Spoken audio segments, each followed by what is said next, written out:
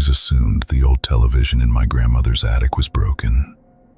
Every time someone turned the dial, it would just sit there, hissing, gray, empty, dead. Last winter, I found out it wasn't broken at all. The first time I saw him, I told myself it was the whiskey talking. My cousins and I had snuck bottles up to the attic after the holiday gathering, daring each other to mess with that useless old set. I leaned in too close. My forehead nearly touched the glass. That's when the static moved, not clarified, not resolved into a picture.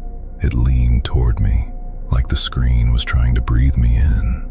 And there, deep inside the flicker, a face, not sharp, not whole, just the suggestion of a man. Wide black eyes, staring straight back.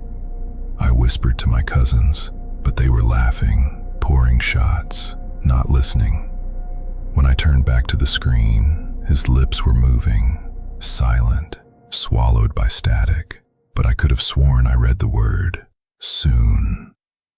I didn't go back to the attic for months, not until my grandmother passed and my mother asked me to help clear the house.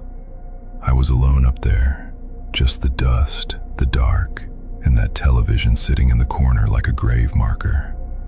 I told myself not to touch it, but every time I turned away, I could feel it behind me, waiting.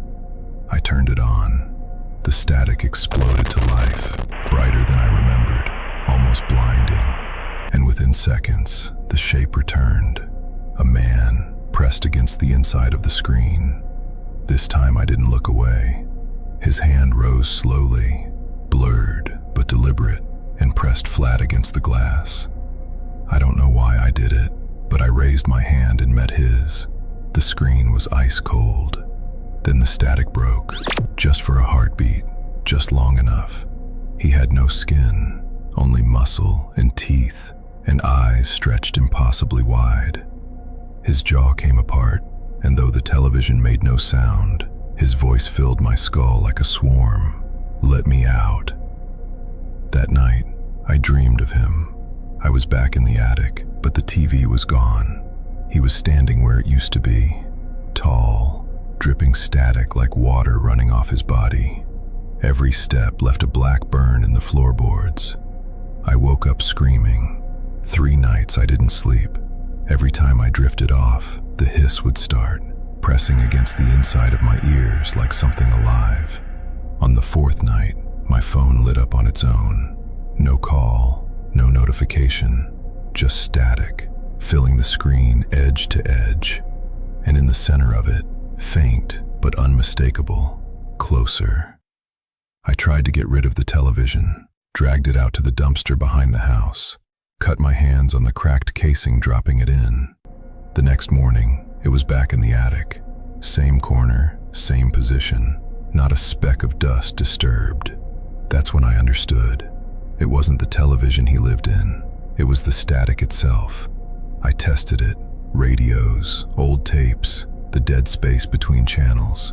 He was in all of it, and he was getting clearer. 2 weeks ago, I woke up and my bedroom walls were moving. Not shadows, not light playing tricks, static, crawling up the plaster like my entire room had become a screen. He stepped through, not completely. His torso still dissolved into the wall, but his head was out, his hands were out, skinless, glistening, fingers bending at angles that made no sense. He reached for me. I couldn't move. His fingers brushed my ankle, and the static vanished.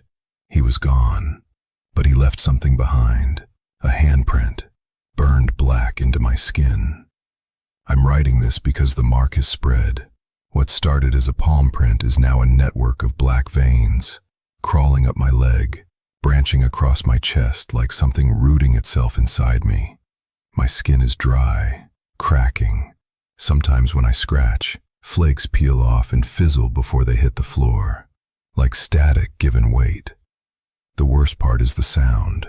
I hear him in the silence now, not from the walls, not from any screen, but from inside my own head, like my skull has become a hollow antenna. He says he's almost here. He says static was never a doorway. It's an perfection. Tonight, the television downstairs turned on by itself. No one else is home.